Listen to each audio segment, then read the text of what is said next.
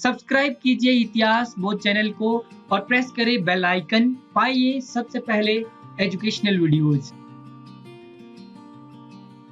Hello everyone, welcome to our channel Itihas Bodh. दोस्तों, जैसा कि आप सभी को पता है, हमने 500 वन लाइनर नोट्स की सीरीज शुरू की है जो आपके यूजफुल होने वाले हैं NTA, net GRF, set, assistant professor और पीजीटी हिस्ट्री के लिए। तो ये हमारा लेक्चर नंबर 2 है जिसमें हम आधुनिक भारतीय इतिहास से संबंधित वन लाइनर नोट्स को डिस्कस करने जा रहे हैं। इसमें हम 50 वन लाइनर नोट्स को डिस्कस करने वाले हैं। इससे पहले मैं आपको 54 तक डिस्कस कर चुका हूँ। आज हम उससे आगे का शुरू करेंगे। तो फ्रेंड्स, ये जो नोट्स है ये मेरे खुद के बनाए हुए नोट्स है जो मैंने नेट जीआरएफ की प्रिपरेशन के टाइम बनाए थे। तो ये आपके लिए काफ़ी यूजफुल होने वाले हैं। फ्रेंड्स, वीडियो को शुरू करने से पहले प्लीज़ वीडियो को लाइक कर दीजिए और हमारे चैनल को अगर आपने अभी तक सब्सक्राइब नहीं किया है तो सब्सक्राइब कर लीजिए ताकि मैं आपके लिए ऐसी और भी वीडियो लेकर आऊँ। तो चलिए शुरू करते हैं। पिछले कल हमने 54 तक कंप्लीट कर लिया था। ये 54 तक हमारा कंप्लीट हो गया था। आज हम 55 से स्टार्ट करने वाले हैं। तो इसमें सिराजुद्दौला है जिनका जो शासन काल रहा है वो था आपका 1556 से लेकर 1757 तक। और ये क्या है, जो बंगाल है, बंगाल राज्य के क्या थे, गवर्नर थे। तो इनके बारे में जान लेते हैं। बंगाल का शासन फूलों की सेज नहीं बल्कि कांटों की सेज साबित हुआ उसके लिए। 1757 की जो प्लासी का युद्ध हुआ था उसे अंग्रेजों ने बुरी तरह से क्या है, मात खानी पड़ी थी उसको। अवध, कनौज से लेकर कारमनशा नदी तक उसका क्या है, साम्राज्य था। अब बात कर लेते हैं अवध के नवाब के बारे में। जो अवध साम्राज्य था, क्योंकि हम प्रांतीय साम्राज्य की बात कर रहे हैं, जो मुगल साम्राज्य के पतन के बाद प्रांतीय साम्राज्य का उत्थान हुआ था उनके बारे में हम डिस्कस करने जा रहे हैं। तो अवध जो साम्राज्य था उसकी जो स्थापना है सादत खान ने की थी। 1722 से लेकर 1739 तक इसका क्या है, शासनकाल रहा है। और बुरहान उल मुल्क इसकी उपाधि थी। ईरानी गुट का एक सदस्य था। मैंने आपके साथ जो मुगल दरबार में गुट थे, ईरानी गुट, तुरानी गुट, अफगानी गुट, हिंदुस्तानी गुट, उनके बारे में मैंने पहले डिस्कस किया। नादिर शाह को दिल्ली पर आक्रमण करने के लिए इसने क्या है, आमंत्रित किया था। उसके बाद आता है आपका सफदर जंग। सफदर जंग जिसने 1739 से लेकर 54 तक शासन किया और इसका मूल नाम था अबुल मंसूर खां। उसके बाद शुजाउद्दौला आता है 1754 से 1765। फिर आता है सादत खां 65 से लेकर 1814 तक। और अवध का जो अंतिम नवाब था वो था बाजिद अली शाह, अंतिम नवाब। नेक्स्ट हम बात कर लेते हैं हैदराबाद, जो प्रांतीय राज्य था। हैदराबाद की स्थापना जो की गई थी वो की गई थी निजाम उल मुल्क के द्वारा। 1724 से 48 तक इसका शासनकाल रहता है। निजाम उल मुल्क था, इसका जो मूल नाम था ये था चिनकलिज खां। मुगल बादशाह फारूकसियान ने उसे निजाम उल मुल्क की क्या है, उपाधि दी गई थी। तो निजाम उल मुल्क क्या है, उसकी उपाधि है, मूल नाम तो इसका क्या था, चिनकलिज खां था। ठीक है, अगला इंटरेस्टिंग फैक्ट क्या है इसके बारे में। सर्वप्रथम जुल्फिकार खान ने दक्कन में स्वतंत्र राज्य स्थापित करने का स्वप्न देखा था। यहाँ पे स्थापित आएगा, ठीक है। सबसे पहले अगर दक्षिण में किसी ने स्वप्न देखा था एक स्वतंत्र राज्य स्थापित करने का तो ये देखा था जुल्फिकार खान ने। हिंदू पूरनचंद निजाम उल मुल्क का दीवान था। जो ये पूरनचंद था ये दीवान था निजाम उल मुल्क का।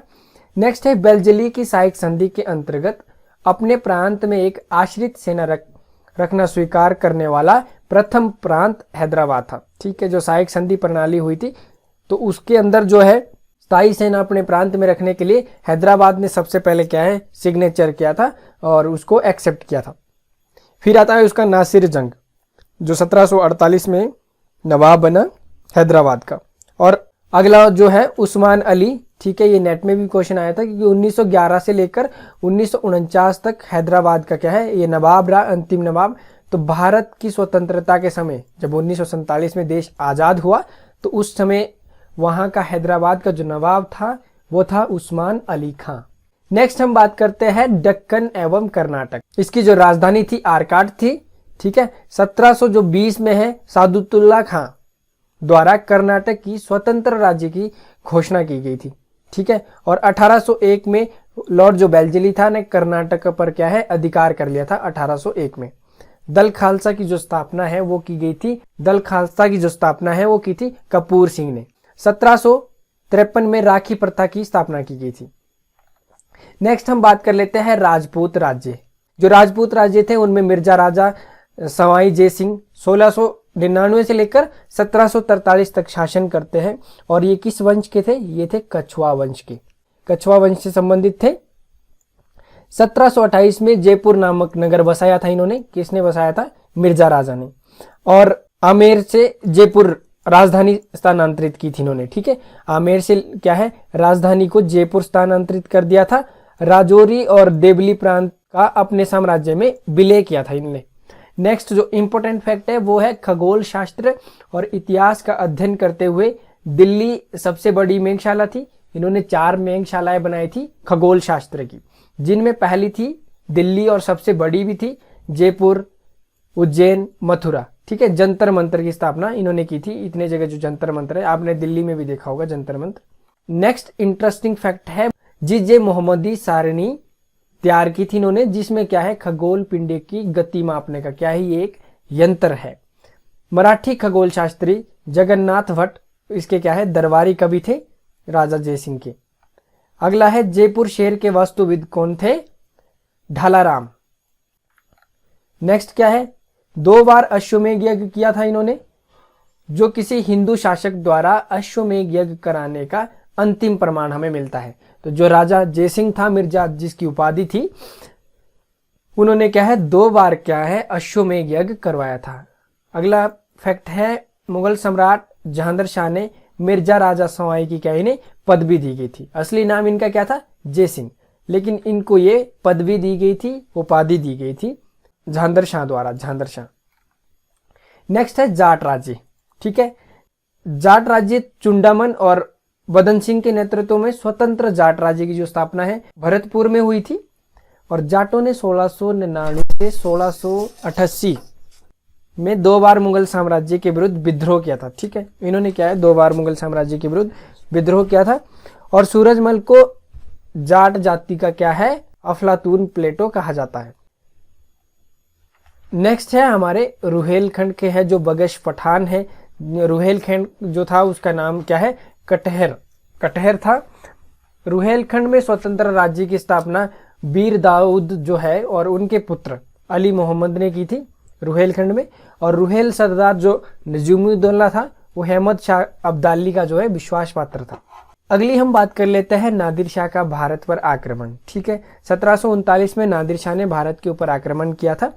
तो 1739 में जो उनका आक्रमण होता है उसमें क्या है, नादिर शाह को क्या है इतिहास में ईरान के नेपोलियन के नाम से भी जाना जाता है। ठीक है, पहला आक्रमण काबुल पर हुआ। ठीक है, पहला आक्रमण जो उन्होंने किया था वो काबुल पर किया था। और उस समय काबुल का शासक कौन था? नासिर खां। इसके बाद अटक नामक स्थान पर सिंधु को पार किया और लाहौर में मुगल गवर्नर जकारिया खां था। नेक्स्ट हम बात कर लेते हैं करनाल का युद्ध जो हुआ था 16 फरवरी 1739 को। इसमें कौन कौन थे? निजाम उल मुल्क, ठीक है, करमुद्दीन खां, खाने दौरा के नेतृत्व में क्या है मुगल सेना एवं नादिर शाह के बीच हुआ था जो करनाल का युद्ध हुआ था। नादिर शाह शाहजहां द्वारा निर्मित जो तख्ते ताहू था जिसको मयूर सिंहासन कहा जाता है, कोहिनूर हीरा, हिंदू संगीत के प्रसिद्ध चित्रित फारस पांडुलिपि अपने साथ ले गया था। जो ये नादिर शाह था इसने मयूर सिंहासन को अपने साथ ले गया था, कोहिनूर हीरे को अपने साथ ले गया था और हिंदू संगीत के जो प्रसिद्ध ग्रंथ थे चित्रित जो फारसी पांडुलिपियां थी उनको वो अपने साथ ले गया था। नेक्स्ट हम बात कर लेते हैं अहमद शाह अब्दाली के आक्रमण जिन्होंने 1747 से लेकर 1767 तक भारत पर 7 बार आक्रमण किया। तो सबसे पहला जो इनका आक्रमण हुआ था वो हुआ था काबुल और कंधार पर। ठीक है, उसके बाद पेशावर पर कब्जा कर लिया था। 1747 से सिंधु नदी को इन्होंने क्या है पार कर लिया था और 1748 में लाहौर और सरिंद पर क्या है अधिकार कर लिया था। उसके बाद ये लाहौर और सिंध से आगे बढ़ते हैं और 1749 में पंजाब पर दूसरी बार आक्रमण किया इन्होंने। और पंजाब का जो उस टाइम गवर्नर जनरल था वो था मुइनु उल मुल्क।